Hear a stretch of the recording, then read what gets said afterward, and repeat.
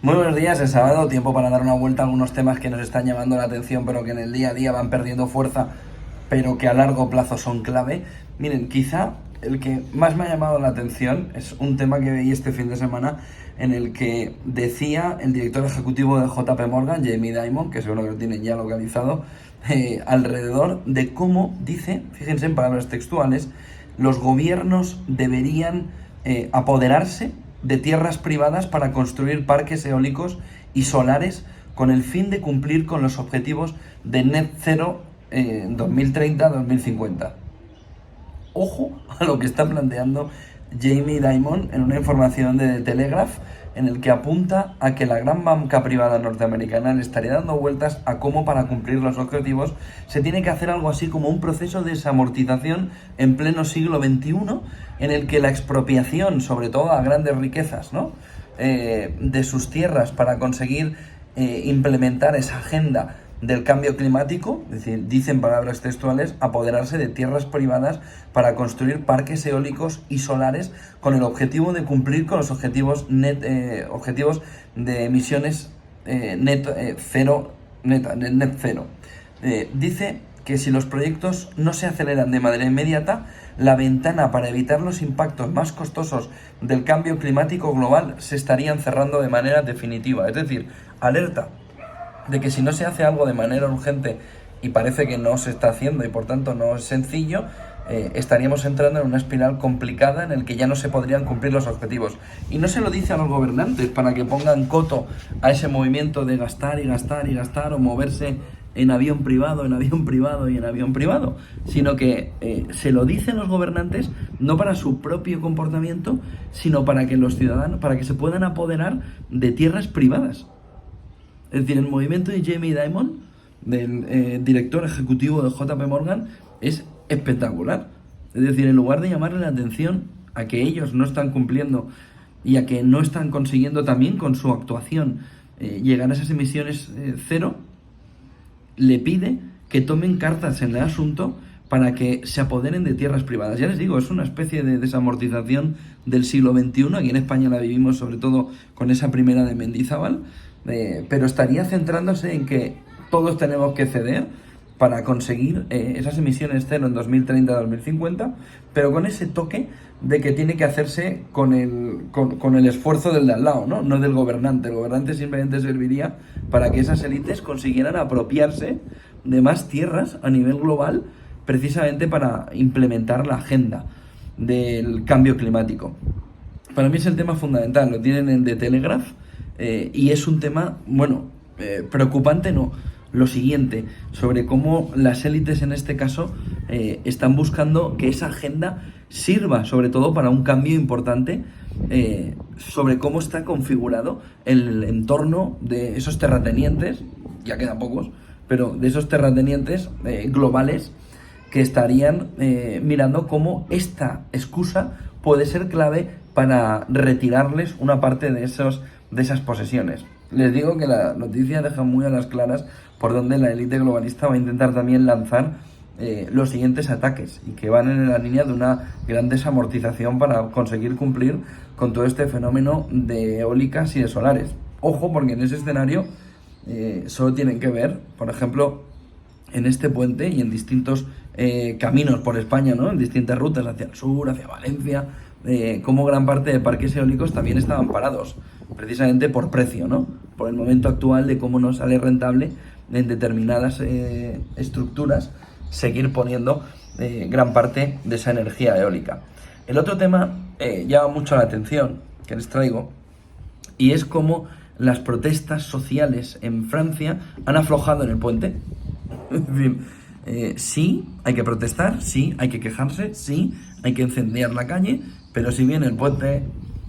vámonos del puente, ¿no? De tal manera que se ve como en Francia también, en estos tiempos de días de más descanso, las protestas en distintas partes de Francia también se han frenado, y mucho en Marsella, en distintas partes de Francia. Lo que se ha vivido es una relajación ya en el 11º día de huelga, en el que se ve como si hay puente,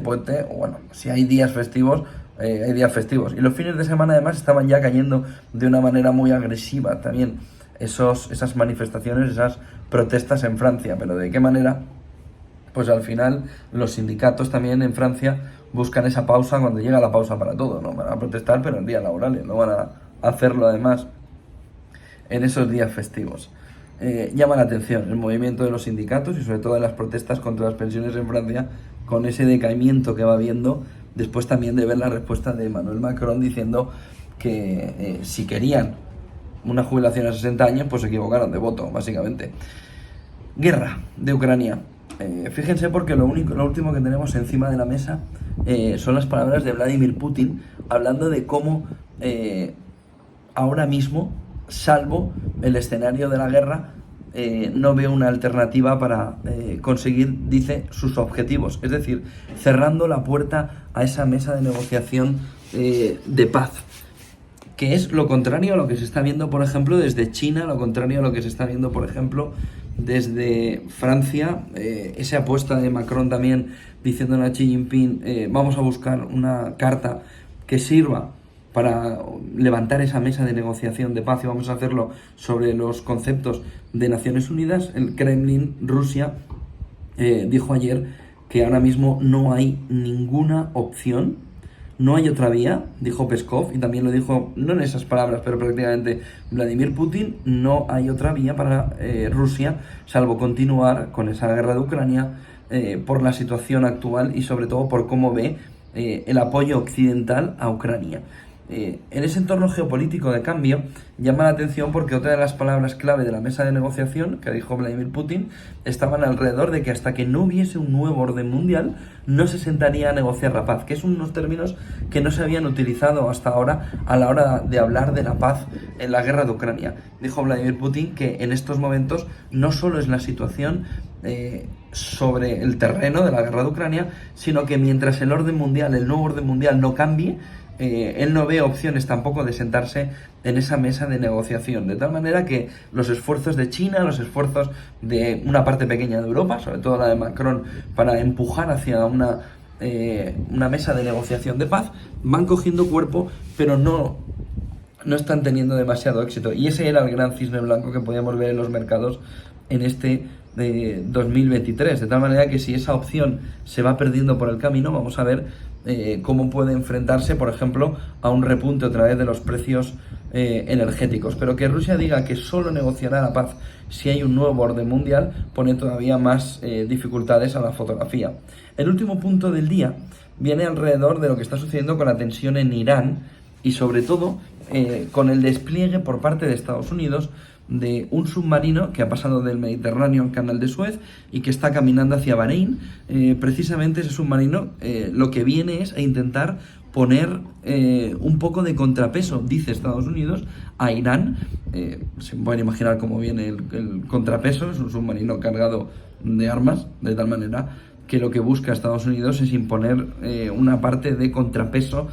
frente a Irán, de tal manera que lleva a Bahrein ese submarino que pueda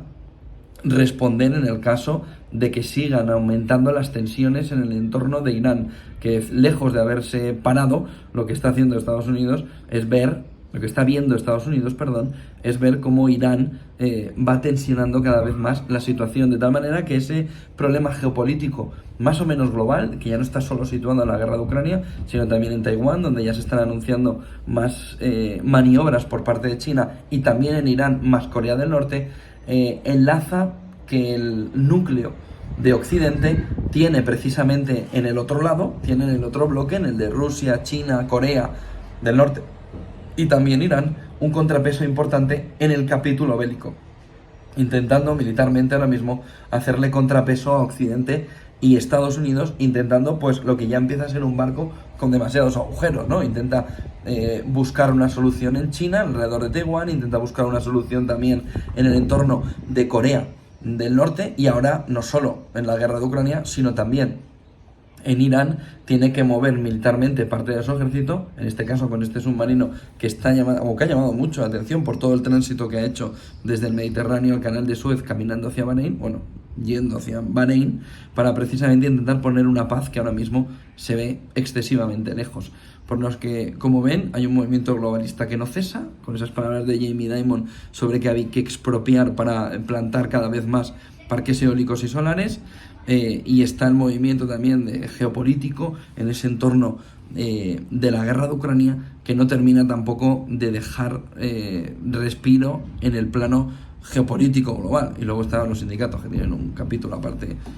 ellos mismos, también en Francia. Buen día, buen sábado, buen descanso.